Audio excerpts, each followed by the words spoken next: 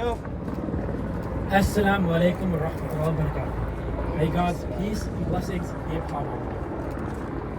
Last night was not peace. Last night was the scariest moment of my life.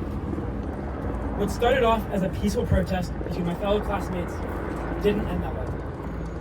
Counter-protesters attacked our peaceful encampment using chemical weapons such as pepper spray and much, much more.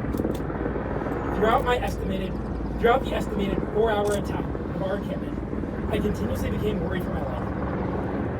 I remember texting my family group chat, telling them that I loved them, as if I was about to die. Fireworks were launched into the encampment. Barricades we used to protect ourselves were stripped away from our encampment by the counter-protesters. At one point, I saw a brave classmate of mine go outside the barricade wall to grab some much-needed objects for the barrier to protect our fellow classmates. He risked his life outside the fence to protect his classmates and brutally faced the repercussions of his actions. Inspired by his actions, I went outside the barrier to protect my friend. Almost immediately, a cone was thrown at my face, which has left an injury in my upper right forehead. Soon after, another counter-protester grabbed a wooden block and slashed the back of my head. At first, the sensation of shock made me unaware of my injury. However, as I tried to push the hair away from my forehead, I noticed my head was covered in blood. Classmates, not police, classmates, not UCLA security, rushed me to receive medical care inside the encampment.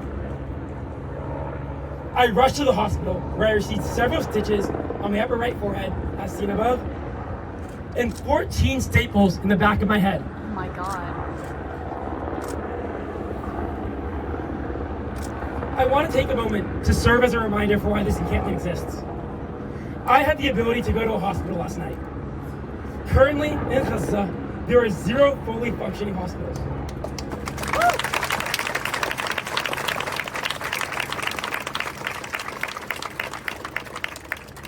My cousins, who have passed away from this brutal genocide, did not have the luxury to go to a hospital after they were attacked. My cousins and friends do not have the luxury of sedating their injured regions of their body like I did last night. In Gaza, kids with amputations have been seen receiving no sedations. We, as students of UCLA, deserve justice. The children and families in Gaza deserve justice. Free, free, free Palestine! Free, free, free Palestine! Long live Palestine! Long live Palestine! Jazakallah khair.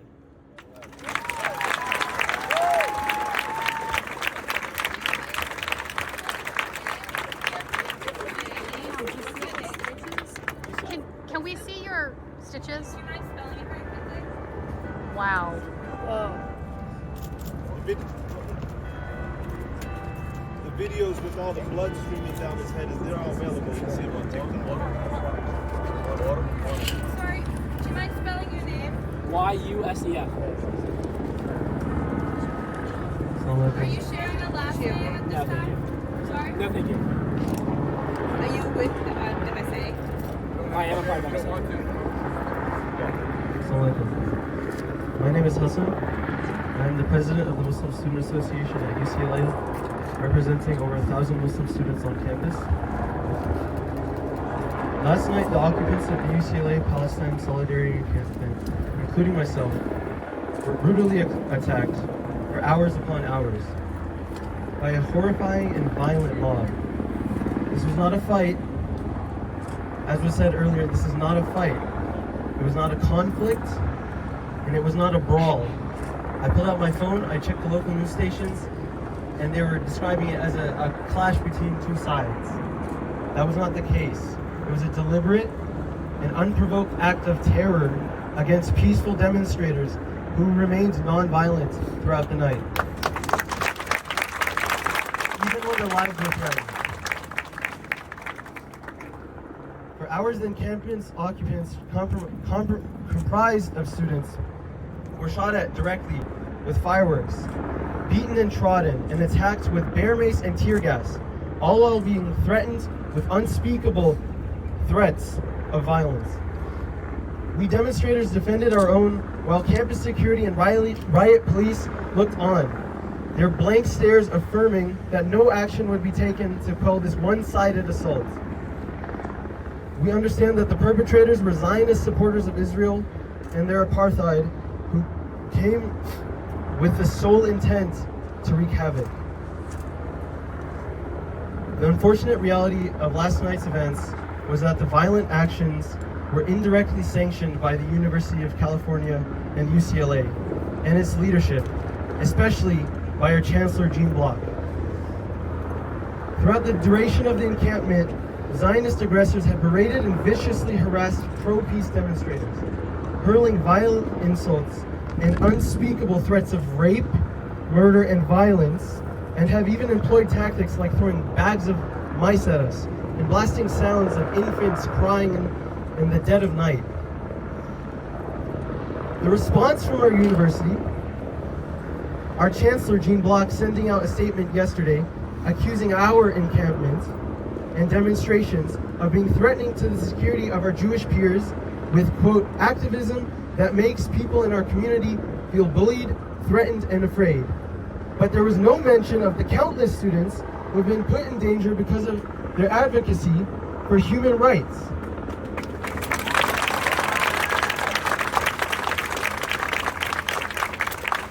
Although Chancellor Block's statement was clearly attempting to place our peaceful demonstration at odds with the safety of the Jewish students of our UCLA community, countless of our Jewish brothers and sisters have joined us to call for an end to the violence in Palestine.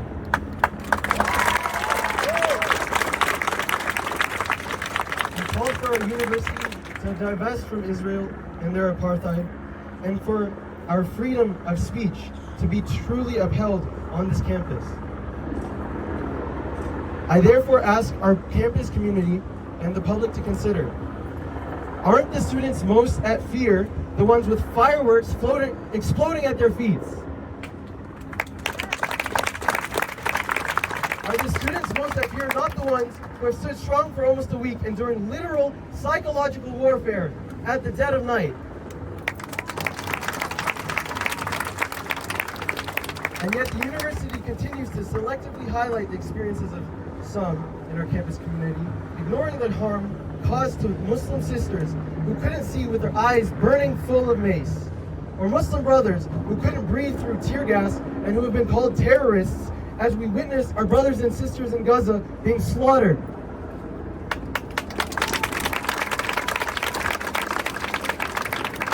If the university leadership values the safety of our campus community, then where are the actions to ensure our safety too?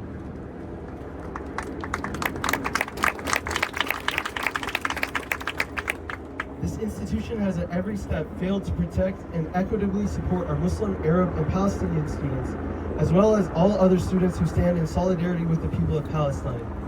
In a conversation earlier with some administrators of the UC, they had the nerve to tell us when we expressed our need for increased support for our community, they had the nerve to tell us that this is not nearly as bad as the tensions after 9/11. They had the nerve. So I call on our campus community, our alumni, our community partners, and everyone of conscience to demand that UCLA is held accountable. We demand that the conditions of the encampment are met, that the university divests from the genocide in Gaza, that the university addresses its persistent refusal to distinguish between peaceful anti-war movements and Zionist aggressors who support and replicate the tactics of a genocidal apartheid state.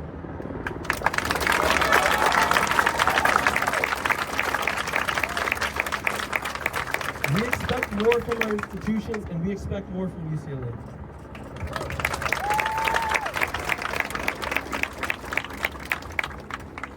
Hello and Assalamu alaikum. My name is Ismail, and I speak to you with my first-hand account of this last week of encampment, peaceful protest, and the violent attack on us last night. Violence has been subjugated to us from the start. We've maintained our position as peace from the start. We've been perpetuated with verbal harassments, people calling for beheading, rape, and harm of us, our fellow protesters, and our families. Fellow protesters with severe allergies to bananas have had bananas thrown at them. Psychological torture, loud noises you can hear across campus and across Westwood, sirens, babies crying, gunshots, screaming, 24/7, not giving us 1 minute of peace. Chemical assault, mace, bear spray, pepper spray. I was sprayed twice and I went to the ER once last night, and I was told by the physicians that it wasn't pepper spray, it was another chemical. My hands still have welts on them from yesterday after I've been washed repeatedly. Tear gas, fireworks being thrown at us, physical assault, projectiles, metal sticks, wooden sticks, construction rods. And we're here maintaining our peace and our protest for the people of Gaza, Free Palestine.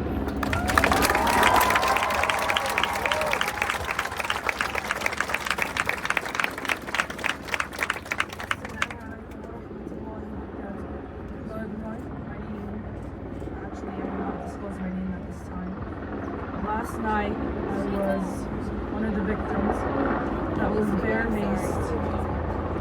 bear maced last night, shamelessly. I was not there when